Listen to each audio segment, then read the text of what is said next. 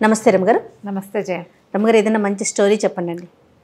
Yes Janaki గారు కొన్ని కథలు పంపించారని చెప్పాను. మనం ఏం చేసాం, పులిరాజు కథ చెప్పుకున్నాం కదా, ఆవిడ ఏమన్నా కథ అని ఇంకోటి పంపారు. కథ పేరే అదా? ఏమన్నా. చిన్నప్పుడు మా అక్కయ్య వాళ్ళ పాప ఒకటి ఆకలిస్తుంది అనేది, అన్నం తింటా, అన్నం ఆకలి కాదమ్మమ్మ, ఏమైనా ఆకలిస్తుంది అని. ఏమైనా ఏదో ఒకటి, అన్నం కాకుండా, అన్నం ఆకలి కాదు. ఇప్పుడు కూడా అదే పెద్దది అయిపోయింది. ఇప్పుడు కూడా పిన్ని ఏమైనా ఉన్నాయా అంటుంది. ఓకే, ఇది ఏమన్నా కథ అనమాట. పూర్వం అట ఒక గొప్ప రాజుగారు ఉండేవారు, చక్రవర్తి. ఆయన చాలా దేశాల రాజ్యాల వాళ్ళు ఆయనకి కింద సామంతులుగా ఉండేవాళ్ళు. అయితే చాలా కాలం పిల్లలు కలగలేదు. భార్యాభర్త ఎన్నో పూజలు, వ్రతాలు, నోములు ఎన్నెన్నెన్నెన్నో చేసేవారు. అయితే ఎంతో కాలానికి ఆయనకి ఒక అందమైన కుమారుడు కలిగేట, చాలా అందగాడు. అయితే చంద్రసేనుడు అని పేరు పెట్టుకున్నారు. చంద్రుడిలాగా ఉన్నాడని చంద్రసేనుడు అని పేరు పెట్టుకున్నారు. ఎంత బాగానో పెంచుకున్నారు. ఈయనకి వేట అంటే చాలా ఇష్టమట. ఈయన ఎప్పుడు వేటకి వెళ్తుండేవాడు. ఒకసారి వేటకి వెళ్ళినప్పుడు పక్క సామ్రాజ్యానికి దగ్గరలో ఉన్న ఒక రాజ్యపు రాజుగారు కూడా అక్కడికి వచ్చాడు. ఈయన చక్రవర్తి, ఆయన రాజు. ఈయన వాళ్ళందరి మీద అది పెద్దవాడు అనమాట.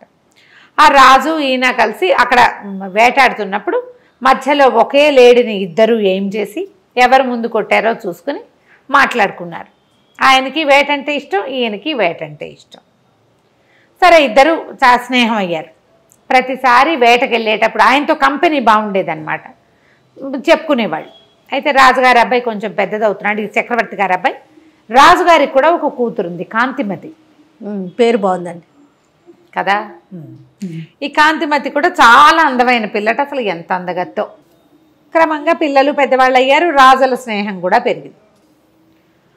చక్రవర్తి చెప్పాడు, మా అబ్బాయి కొంచెం పెద్దవాడు అవుతున్నాడు, వివాహం చేయదలుచుకున్నాము అంటే ఈ రాజుగారికి తన పిల్లని వీళ్ళకి ఇద్దామని ఉంది. కానీ కొంచెం ఆలోచిస్తున్నాడు. అంత పెద్ద రాజు, పెద్ద చక్రవర్తికి ఎట్లా పిల్లని ఇస్తాము అని ఏదో కొంచెం ముందు వెనక ఆడుతూ ఉన్నాడనమాట.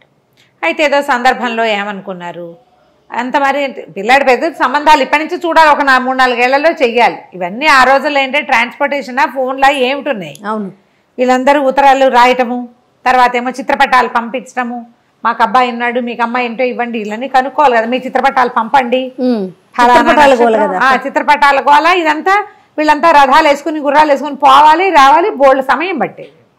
ఈ గందరగోళంలో అవుతుంది కదా అని మాట్లాడుకుంటుంటే, అయితే రాజుగారు, చక్రవర్తి అడిగాడు రాజుని, నీకు ఎంతమంది కుమార్తెలు, ఎంతమంది కుమారులు, ఏమిటి అంటే, అమ్మాయి కాంతిమతి పేరు ఎంత బాగుంది అన్నాడు. చంద్రకాంతే, సూర్యకాంతే అన్నాడు. అనేసరికి చంద్రకాంతే ప్రభు, మా అమ్మాయి చాలా అందంగా ఉంటుంది, చాలా మృదువుగా. సూర్యకాంత్ అయితే షార్ప్, చంద్రకాంత్ అయితే మృదువుగా ఉంటుంది, చాలా బుద్ధిమంతురాలు, చాలా అందమైన పిల్ల అని. ఎక్కడైనా ఈ పిల్లకి తగిన అనురూపమైన అందగాడు దొరికితే పెళ్లి చేయాలనుకుంటున్నానంటే, మా అబ్బాయి ఉన్నాడుగా అన్నాడు ఈయన. అసలు ఈయన మొహమాట పడి, కాదండి, ఒక ఊహ వచ్చింది కానీ నేను మిమ్మల్ని అడగడానికి భయపడ్డానంటే, అలా ఏం లేదు, మన ఇద్దరం స్నేహితులు, మేము ఎక్కడి నుంచైనా పిల్లని తెచ్చుకోవాల్సిందే, మన పిల్లలకి పెళ్లి చేద్దాం అనుకున్నారు. ఇప్పుడు వేరే చిత్రపటాల గోల ఏం లేదు, మంచి రోజులు వచ్చినప్పుడు చూసుకుందాం అని వీళ్ళ అమ్మాయిని వాళ్ళ అబ్బాయికి ఇవ్వడానికి ఫిక్స్ అయిపోయారు వీళ్ళిద్దరు.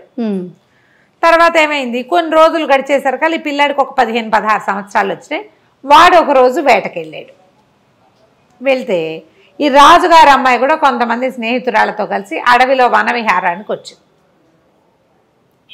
ఈ అబ్బాయి అమ్మాయి కలుసుకున్నారు, చంద్రసేనుడు కాంతిమతి కలుసుకున్నారు. కలుసుకోవటం మొదలుపెట్టారు. ఈ పిల్లాడికి ఒక 15-16 సంవత్సరాలు, ఆ పిల్లకు 14 ఏళ్ళు. దగ్గర ఏజో 2-3 ఏళ్ళు తేడా ఉంది. ఆ వయసు పిల్లలకి సహజంగా అట్రాక్షన్ ఉంటుంది, ఫ్రెండ్షిప్ కుదిరింది. వీళ్ళిద్దరూ మాట్లాడుకుంటూ ఉండేవాళ్ళు, ప్రతిసారి ఉత్తరాలు రాసుకునేవాళ్ళు, ఈ అడవిలో కలుసుకునేవాళ్ళు. ఈ పిల్లని పెళ్లి చేసుకోవడానికి నిశ్చయించుకున్నాడు. ఒక 2-3 సంవత్సరాలు గడిచేశారు కళ్ళు. అప్పుడప్పుడు కలిసేవాళ్ళు. అప్పుడు ఇలా రోజు కలిసేందుకు లేదుగా, 6 నెలలకి 5 నెలలకి కలుసుకునేవాళ్ళు. పిల్లలు ఎదుగుతున్నారు, వాళ్ళ ప్రేమలు కూడా ఎదిగినాయి. అయితే రాజుగారు, చక్రవర్తి ముహూర్తాలు పెట్టిద్దామని అనుకుని భార్యకి చెప్పాడు, ఫలానా ఒక రాజుగారి అమ్మాయితో మన అబ్బాయికి పెళ్లి నిశ్చయించాను అని చెప్పేసరికల్లా ఈ కుర్రాడు అన్నాడు, అమ్మ నేను ఇంకో పిల్లని ప్రేమించాను, నేను అడవిలో కలుస్తాను అమ్మాయిని, నేను ఆ పిల్లనే చేసుకుంటాను అన్నాడు. డామ్ డూమ్ అని రాజుగారు చెడామడా పొట్టాడు. అటు పనికి రాదన్నాడు చక్రవర్తి. మాట ఇచ్చా ఎప్పుడో, అట్లా కుదరదన్నాడు. ఈ లోపల ఆ రాజుగారు కూడా ఈ చక్రవర్తి గారు అబ్బాయితో నీకు పెళ్ళంటే ఆ అమ్మాయి యువరాణి ఒప్పుకోలే. చెప్పేసరికల్లా ఆయన అన్నాడు, అమ్మ మాట పోతుంది చక్రవర్తి దగ్గర, ప్రధానమైనది ఏంటంటే మన రాజ్యం ఆయన చేతిలోకి వెళ్ళిపోతుంది, ఆయన కోపం వస్తే. ఆయన అంతటా ఆయన అడిగాడు కాబట్టి ఒకసారి కనపడ్డాయి పెళ్లి చూపులు, పిల్లని తెచ్చి చూపిస్తానని చెప్పా, పిల్లని చూపిస్తానని. వాళ్ళు వస్తామన్నారు. అబ్బాయికే నచ్చకపోయినా ఏదో కారణం చెప్దాం, అసలు పిల్లని చూపించని కూడా చూపించకుండా నేను కాదని అనకూడదని కూతుర్ని బతిమలాడుకున్నాడు. సరే ఒప్పుకుంది ఏడ్చుకుంటూ ఆ పిల్ల. వాళ్ళు కూడా ఏం చేశారు, ఆ రాణిగారేమో కొడుకుని బతిమలాడింది, ఎవరినో ప్రేమించేటంటే కావాలంటే రెండో పెళ్లి చేసుకోమని ఆ పిల్లని, ముందు ఈ పిల్లని చూడవలసిందేనన్నాడు. ఆ తర్వాత కథ, వివాహము పట్టపురాణి రాజు కూతురే కాంతిమతే అన్నాడు. అనేసరికల్లా సరే పేర్లు చెప్పుకోలేదు, తండ్రి పేర్లు రాలేదు. ఈ పిల్లాడు వెళ్ళి ఆ పిల్లని చూడ్డానికి వెళ్ళాడు. రాజు చక్రవర్తి గారు ఆయన భార్యమణి కుమారుణ్ణి తీసుకుని మంది మార్బలంతో కలిసి రాజుగారింటికి వెళ్ళాడు. ఆ రాజుగారింట్లో పిల్లని చూసేసరికి ఆ పిల్లాడు ఆశ్చర్యపోయాడమ్మా ఈ పిల్ల నేను ప్రేమించింది అన్నాడు. ఆ పిల్ల కూడా చెప్పేది. వీళ్ళు ఇలా ప్రేమించుకున్నారు, అంత చిన్నప్పటి నుంచి స్నేహం. పెళ్లి చేశారు. చంద్రసేనుడికి కాంతిమతికి పెళ్ళయింది. సరే చక్రవర్తి గారు పెద్దవాడైపోయినాడు, పిల్లాడికి రాజ్యం అప్పచెప్పాడు. వీళ్ళకి 20 ఏళ్ల లోపలే పెళ్ళయింది కదా, ఎప్పటికీ సంతానం కలగలేదు. వాళ్ళిద్దరూ ఎంత బాగా కలిసి ఉండేవాళ్ళు. రాజ్యంలో అందరూ గుసగుసలాడుకునేవాడు. చక్రవర్తి గారి కోడలికి పిల్లలు లేకపోతే ఎట్లా?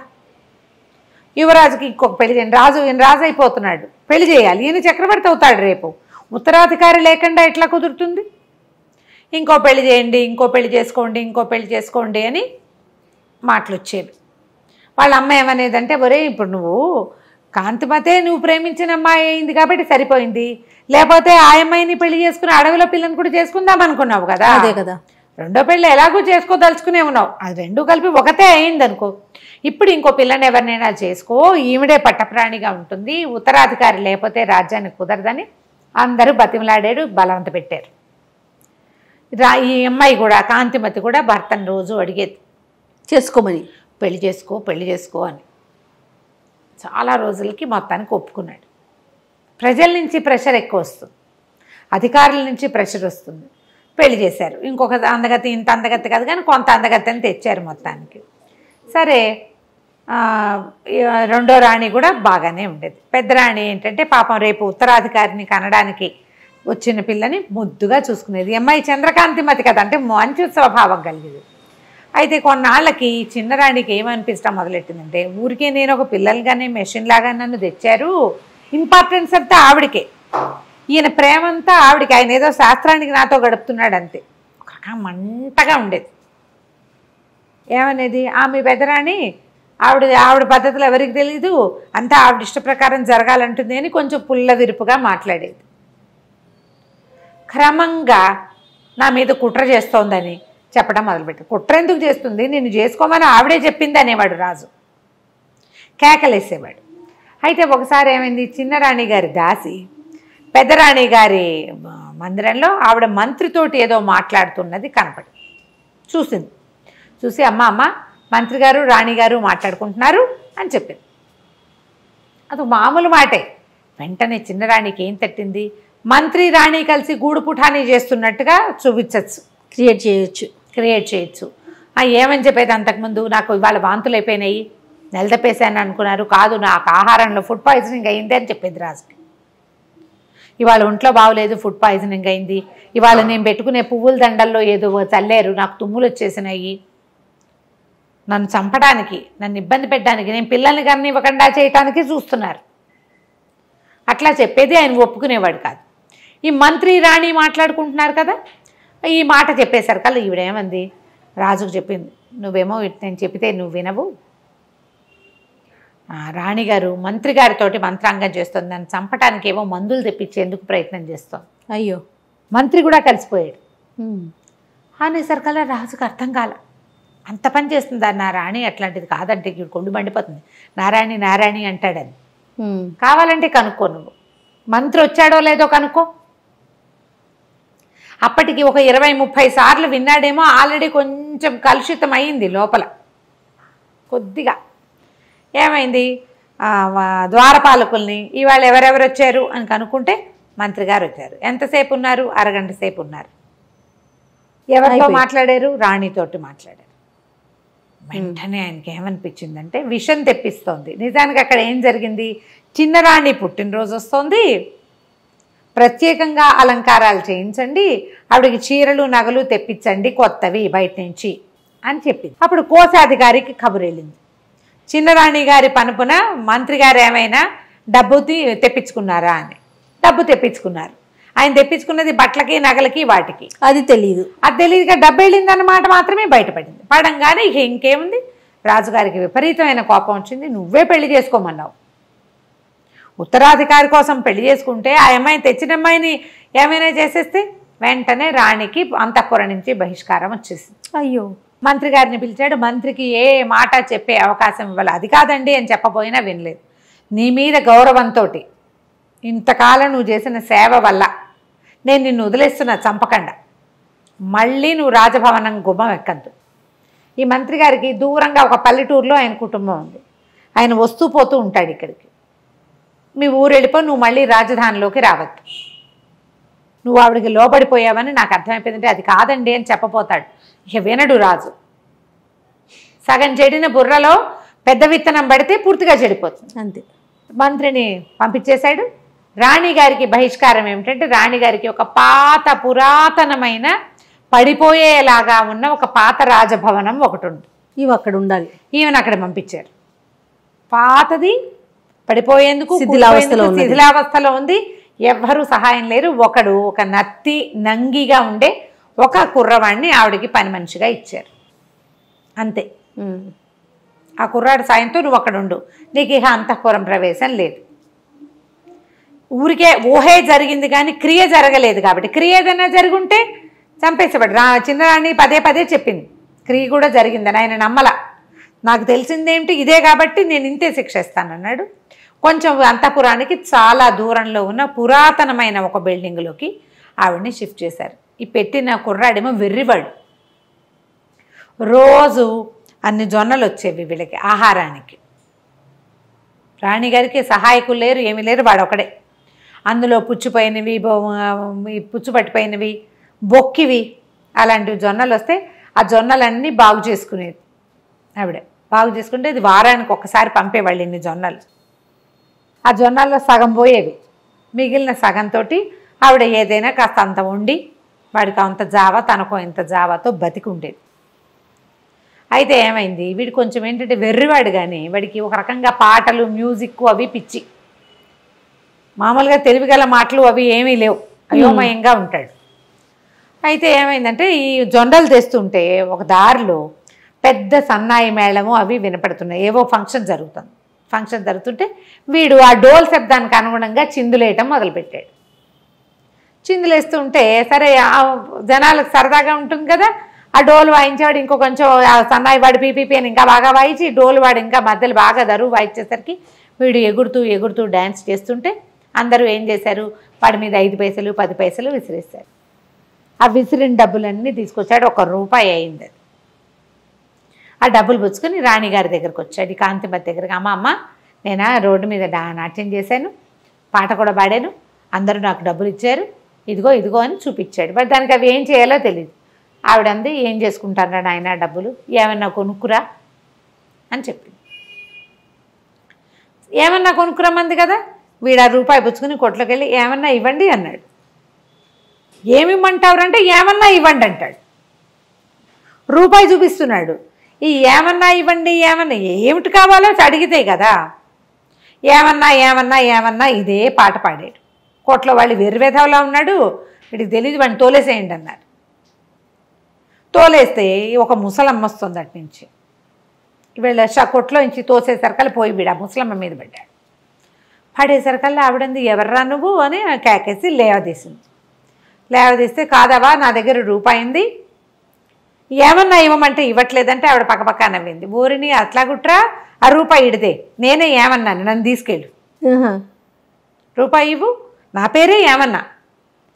నేను ఏమన్నా కావాలని కొట్లో అడిగితే ఎలాగరా, నన్ను కదా అడగాలి, వస్తా పద నీతో పాటను అని ఆ రూపాయితోటి కాస్త కూర నార ఏవో కొనుక్కొని ఆ సంచి చేత్తో పుచ్చుకొని ఈ కుర్రాడితో పాటు పెద్దరాణి గారు ఎక్కడుందో ఆ పాడుపడిపోయిన భవనానికి వెళ్ళేసరికి ఆవిడ తెల్లపోయింది. ఏమైనా కొనుక్కురమ్మన్నాను, నువ్వెవరో అమ్మా. నా పేరే ఏమన్నా అమ్మా, ఏమన్నా కొంటాను, ఏమన్నా అన్నాడు, నన్నే పిలుస్తున్నాడని వచ్చాను. నాకు తెలుసు నువ్వెవరో తెలుసు, వీడేమిటో కూడా తెలుసు, నీ సేవ చేస్తా, నీ దగ్గర ఉంటాను అంటే ఆవిడంది, అమ్మ నాకే ఏమీ రావు, వచ్చేదే వారానికి ఇన్ని జొన్నలు వస్తాయి, అందులో సగం ముక్కిపోయినవి, సగం పురుగు పెట్టినవి, వాడు నేను ఎట్లా కొట్లా బతికున్నాం అంతే. అంటే కాదమ్మా, నీకు కావాల్సినవన్నీ నేను చేసి పెడతా. రాజభవనం నుంచి జొన్నలు కాదు, బియ్యము, పప్పు, ఉప్పు, చీరానార అన్నీ వస్తాయి, నేను వచ్చా కదా అవన్నీ వస్తాయి అంతే. ఈ ముసలమ్మ ఈ రాణిగారితో ఉండిపోయింది. ఏమన్నా అన్న ఒక ముసలావిడ రాణిగారి దగ్గర చేరింది. అమ్మాయి ఏం చేసిందంటే అక్కడి నుంచి రాజస్థానం నుంచి ఏవో వస్తువులు వచ్చేవి, రాణిగారికి బట్టలు కూడా లేవు పాపం, బట్టలు తెప్పించడం మొదలుపెట్టింది, బట్టలు వచ్చేవి, కొంచెం భోజనం వచ్చేది, శుభ్రమైంది. మరి రాణిగారికి జరిగినంత జరగకపోయినా జరిపేది. ఈ ఇల్లంతా శుభ్రం చేయించింది, ఆ బెర్రబ్బాయిని పెట్టుకుని ఆవిడతో పాటు ఉంటుండేది. ఇంతలో ఏమైంది, ఒకరోజు ఒక టంక్ వచ్చింది, చిన్నరాణి గారు గర్భవతి అయింది అని. ఈవిడేం చేసింది, ఏమన్నా రాజస్థానానికి వెళ్ళి బియ్యం తేవడానికి పప్పులు తేవడానికి వెళ్ళేది కదా, మా పెద్దరాణి గారు కూడా గర్భవతి అని చెప్పింది. రాణిగారికి నెల తప్పింది, పెద్దరాణి గారికి కూడా నెల తప్పింది. అనేసరికి అలా అందరూ విచిత్రంగా పోయి, అదేమిటి ఆమెను విడిగా పెట్టారు కదా అని. అప్పటికే నెల తప్పింది, ఇప్పుడు పెద్ద నెలలు వచ్చినాయి అనేది. ఒకళ్ళు ఇద్దరు అటువైపు వెళ్తూ పెద్దరాణిని చూడబోయేవారు, ఈవిడ గడుపుతూ ఉన్నట్టుగా కనపడేది. ఈ ఏమన్నా ప్లానేనమాట. నెలలు నిండినాయి, యువరాణికి వాళ్ళకేమో ఆడపిల్ల పుట్టిందని ప్రచారం జరిగింది. మా రాణిగారికి మగపిల్లాడు పుట్టాడు. ఓహో, మా రాణిగారి కొడుకే రాజు అవ్వాలి రేపు. మగపిల్లాడి కోసం కదా, ఆడపిల్లకి రాజ్యం ఇస్తారా ఏమైనానా అనేది. ఈవిడికి జరిగిపోతోంది. ఓ పిల్లాడు ఉన్నట్టుగా ఈవిడి ఇంట్లో ఒక ఉయ్యాల, రోజు ఏవో కేరింతలు అవి వినపడేవి. ఇది ఏమన్నా ఏం చేసింది, పిండితోటి గోధుమ పిండి నెయ్యి పోసి అంత పిల్లాడి బొమ్మ ఒకటి చేసింది. ఆ ఉయ్యాల దూరం నుంచి చూస్తే ఉయ్యాల్లో పిల్లాడు ఉన్నట్టు, లోపలికి వచ్చి రాణిని చూసే వీలు లేదు, ఉయ్యాలు కనపడుతోంది, కేరింతలు వినపడతాయి, మధ్యలో ఉంగా అంటుంటాడు పిల్లాడు. ఈ ర్యాట్లర్ ఒకటి కదిలిపేది, ఇవి ఉంటాయి, మువ్వలు అవి ఉండేవి, అలా ఉండేది. వీళ్ళింట్లో ఒక పిల్లాడు ఉన్న సూచనే ఉండేది. రాజుగారు ఏనాడు తెలుసు, ఊరికే రాచంలో ప్రచారంలో ఉంది, పిల్లాడున్నాడు అని. అయితే ఏమైంది, క్రమంగా రోజులు గడుస్తుంటే పిల్ల పెద్దది అవుతోంది, పెళ్లి సంబంధాలు చూస్తున్నామంటే మా రాజకుమారుడికి కూడా పెళ్లి సంబంధాలు చూస్తున్నాం అనేది. ఈ అమ్మాయి పుట్టింటి వాళ్ళు ఉన్నారు కదా, ఈ కాంతిమతి వాళ్ళ పుట్టింటి వాళ్ళు, ఆమెకు మేనమామలు వాళ్ళు చాలామంది ఉన్నారు. ఈ ఏమన్నా పోయి ఒక వారం రోజులు ప్రయాణం చేసి వెళ్ళి కబుర్లు చేసుకొచ్చింది. ఫలానా రాజుగారి అమ్మాయిని మా రాజకుమారుడికి ఇస్తున్నారని ప్రచారం మొదలుపెట్టి, అసలు లేని దానికే రాణి గారిని మళ్ళీ వెనక్కి చేర్చాలి, అది పాయింట్. అయితే ఈ కథ నడుస్తుంటే చిన్నపిల్ల యువరాణికి కూడా పెళ్లి సంబంధాలు చూస్తున్నారని ఆ రాజకుమారుడు ఈ రాజకుమారుడు ఉత్తరాలు వస్తున్నాయని చెప్పుకున్నారు.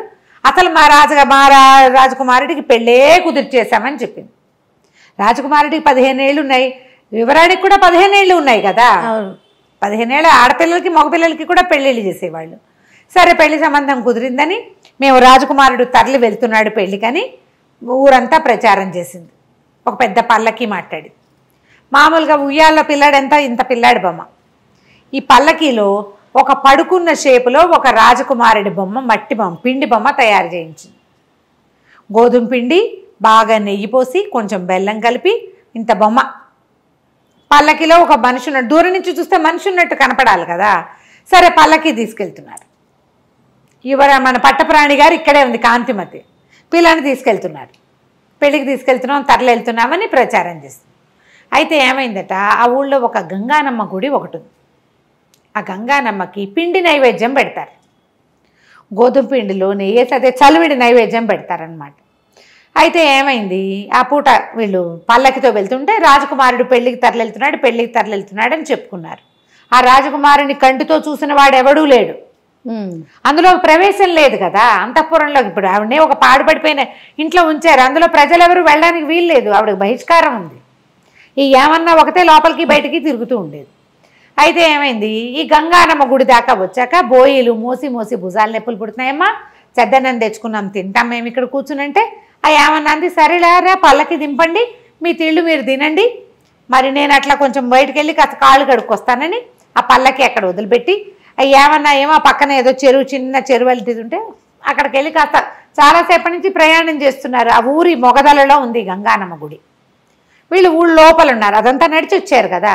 ఈ బోయిలంతా ఒక పక్కన కూర్చుని అన్నాలు తింటున్నారు.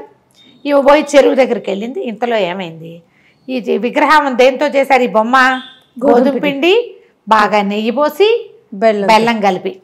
ఈ లోపలున్న గంగానమ్మకి ఆ నెయ్యి గోధుమ పిండి వాసన వచ్చింది. ఓహో ఆహారం తెస్తున్నారని చూస్తోంది. ఎంతసేపటికి లోపలికి రాల. మామూలుగా అమ్మవారి నైవేద్యం ఎంత పెడతారు, ఇంతదే మనం చలివిడి చేస్తే గుమగుమలాడుతుంది. అంత ముద్దతో చేసిన 15 ఏళ్ల పిల్లాడి బొమ్మ ఎంత వాసన వస్తుంది. ఆమె కాస్త ఇట్లా కూర్చుని ఉంటుంది పీట మీద కూర్చుని ఆవిడ లేచింది, లేచి గుళ్ళోంచి బయటకు వచ్చింది. బయటకు వచ్చి వాసన పీలుస్తుంటే చూస్తే పల్లకీలో కనపడుతోంది గోధుమ పిండి ముద్ద.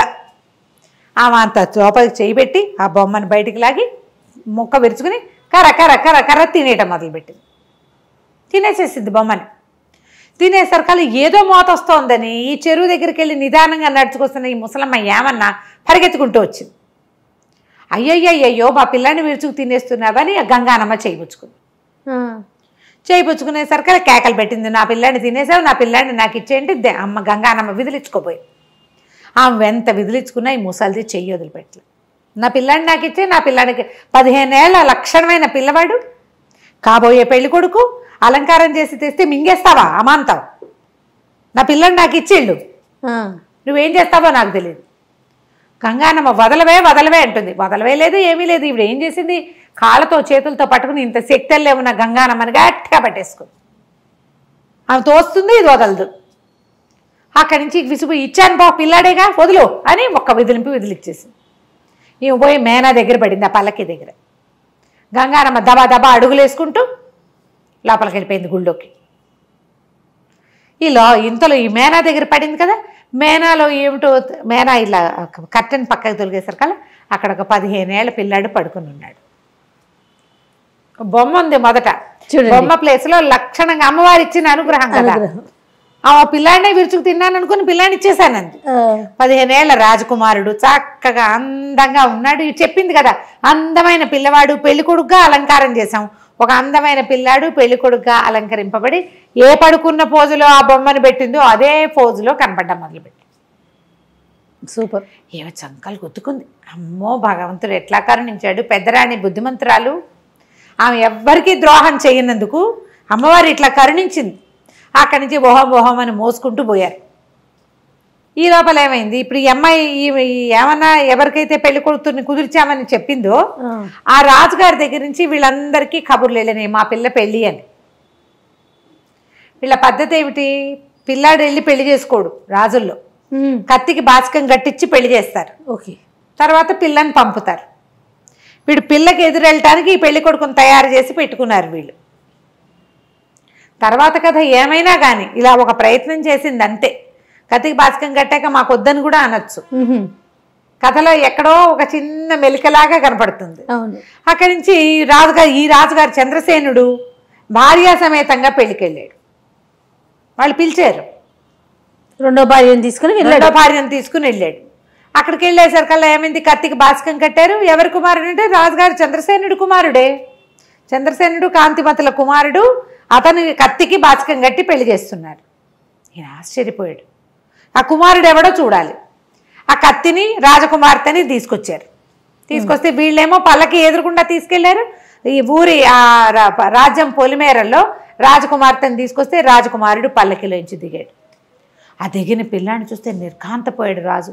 ఏమిటి ఇంత పిల్లాడా, వీడు నా కుమారుడు అవటం ఏమిటి? ఊరంతా ప్రచారంలో ఉంది కానీ రాజుకేం పెద్దగా తెలీదు. చిన్నరాణి వినేది అనుకునేది. పిల్లాడు చూస్తే మహా అందంగా ఉన్నాడు. 15 ఏళ్ళవాడు, ఆ పిల్లకో 12 ఏళ్ల పిల్ల రాజకుమార్తెకి. సరే రాజకుమార్తెని పల్లకి ఎక్కించుకున్నారు. పిల్లాడు పిల్ల ఒకళ్ళనొకళ్ళు చూసుకుంటున్నారు. చంద్రసేనుడు గుర్రం వేసుకుని ఆగ మేఘాల మీద పరిగెత్తుకుంటూ ఆ పడిపోయిన శిథిలాలయపు బిల్డింగ్ ఉంది కదా అక్కడికి పరిగెత్తాడు. ఆ కాంతి ఈ లోపల ఏం చేసింది, ఏమన్నా కూడా కబురు చేసింది, అమ్మవారి అనుగ్రహం నీ మీద పరిపూర్ణంగా ఉన్నది, ఇట్లా ఒక బిడ్డ వచ్చాడు, ఒక పిల్లవాడు మనకు లభించాడు, ఈ పిల్లవాడు నీ పిల్లాడే, నీ పిల్లాడి కోసమనే పంపించింది ఆవిడ అని చెప్పేసరికల్లా అప్పుడు రాజుగారు పరిగెత్తుకుంటూ వెళ్ళాడు కదా, వెళ్ళి అడిగాడు, ఈ కుర్రాడు నా కుమారుడా, నువ్వు ఎప్పుడు గర్భవతి అయ్యావు, ఎప్పుడు సంతానం కలిగిందంటే నీ దగ్గర నుంచి వచ్చే నాటికే నాకు నెల తప్పింది అని చెప్తుంది ఆవిడ. చెప్పేసరికల్లా చెప్పమంది కదా, నేను ఇది నిజమే చెప్తున్నానని అనుకో, ఆ కుమారుడు నీ కుమారుడే, భగవంతుడి అనుగ్రహం మనకి ఇలా కలిగింది. ఆశ్చర్యపోయాడు, ఎట్లా జరిగింది, ఇంత పిల్లాడిని నేను ఎట్లా పోగొట్టుకున్నాను, రాజ్యానికి ఉత్తరాధికారి అయిన వాడు ఈ శిథిలాలయంలో ఉండటం ఏమిటి, ఆయనకు అర్థమే కాల. ఫీల్ అయ్యాడా? ఫీల్ అయ్యాడు. సరే అక్కడి నుంచి రాజకుమారుణ్ణి మరి ఇక్కడికి ఎట్లా తీసుకొస్తారు, రాజకుమారుని రాకుమార్తెని తమ ఇంటికి తీసుకెళ్ళి సగౌరవంగా కాంతిమతిని కూడా పల్లకి పంపించి రాజస్థానానికి రప్పించాడు. అప్పుడు ఈ ఏమన్నాన్ని పిలిపించారు. ఆవిడ ఏం చెప్పిందంటే అందరికీ చెప్పింది, ప్రజలకి, రాణిగారికి కుమారుడు కలగలేదు, ఈ కుమారుడు రాణిగారికి పుట్టిన కుమారుడు కాదు, ఆమె సహనంగా 15 సంవత్సరాలు తను చేయని తప్పుకి ఒక్క కంప్లైంట్ కూడా లేకుండా పుచ్చిపోయిన జొన్నలు పంపించిన ఆ వండుకు తిని నిశ్శబ్దంగా ఉన్నందుకు గంగానం ఇచ్చింది ఈ రాజ్యానికి ఉత్తరాధికారి అని చెప్పింది. నేను మంత్రి గారి ఇంట్లో పనిచేసేదాన్ని, మంత్రి గారికి ఇక్కడ సహాయంగా ఉండేదాన్ని, మన రాజుగారు మంత్రి గారిని ఊరు పంపించేస్తే నాకు పని లేకుండా పోయింది. నేను ఈ మహారాణి దగ్గరికి వెళ్ళే మార్గాన్ని చూస్తుంటే ఈ కుర్రాడు తగిలేడు నాకు, వాడు ఏమన్నా కొంటా అంటే ఏమన్నాగా నేను వెళ్ళాను, మంత్రి గారి దగ్గరికి వెళ్ళి ఇట్లా మహారాణి దగ్గర చేరానని చెప్తే ఈమెకు కావలసిన ఆహారము దినుసులు అన్నీ కూడా మంత్రి గారే ఇచ్చాడు. ఇప్పుడు ఆ రోజున చిన్నరాణి రాజుగారికి కంప్లైంట్ చేసింది, ఏమిటి వీళ్ళిద్దరూ గూడు పుఠాని చేశారని, ఏం మాట్లాడారో రాణిగారితోటి మంత్రి గారితోటి విడివిడిగా సభలో వినండి. చిన్నరాణి పుట్టినరోజు, రేపొద్దున ఆవిడకి పుట్టబోయే సంతానమే ఉత్తరాధికారి అవుతుంది, ఆమె మొదటి పుట్టినరోజు మన రాజ్యంలో ఘనంగా చేయాలని, ఆమెకి చీరలు నగలు తీసుకురమ్మని, పుట్టినరోజు ఏర్పాట్లు గ్రాండ్గా చేయమని రాణిగారు చెప్పింది. రాణి కూడా రాజుకి నేను చేసింది ఇది అని చెప్పి ఇంత ప్రూఫ్ బయటపడేసరికల్లా రాజుగారు చిన్నరాణిని తెగ తిట్టిపోసాడు, ఆమె వెళ్ళిపోమన్నాడు. నీ వల్ల నేను నా రాణికి దూరం అయ్యాను, మంత్రికి దూరం అయిపోయాను, ఏదో భగవంతుడు అనుగ్రహించి ఇలా ఒక కుమారుడు వచ్చాడు అదే అనేసరికల్లా పెద్దరాణియే చెప్పింది, వద్దు ఆమె ఏమంటారంటే మన ఇన్సెక్యూరిటీ ఫీలింగ్, నువ్వు పెళ్లి చేసుకున్నావు భార్యతోటి బాగా ఉండకన్నా ఎంతసేపు పెద్దరాణి పేరే తలుస్తుంటే రెండో వాళ్ళకి మంటగానే ఉంటుంది, ఇట్లా చేయొద్దు, ఆమె కూడా ఒక కూతురుంది, మన రాజ్యానికి యువరాణి, పిల్లని మంచి చోట ఇచ్చి పెళ్లి చేసుకోవాలి, ఇంకా సంతానం కలగచ్చు మనకి అని బతిమలాడి ఉంచేసుకుంది. ఈ గంగానమ్మ ఇచ్చిన రాకుమారుడికి సూర్యసేనుడు అని పేరు పెట్టుకున్నారు. ఆ సూర్యసేనుడికి పెళ్ళైపోయింది కదా, పిల్లాడి యువరాజుగా కొంతకాలం ఉండి తర్వాత ఆ రాజ్యానికి ఉత్తరాధికారి గంగానమ్మ ఇచ్చిన ఆ సంతానమే రాజయ్యాడు. ఏమన్నా కథ చాలా బాగుంది రమ్మ గారు, సూపర్గా ఉంది కదా, చాలా బాగుంది. నమస్తే అండి.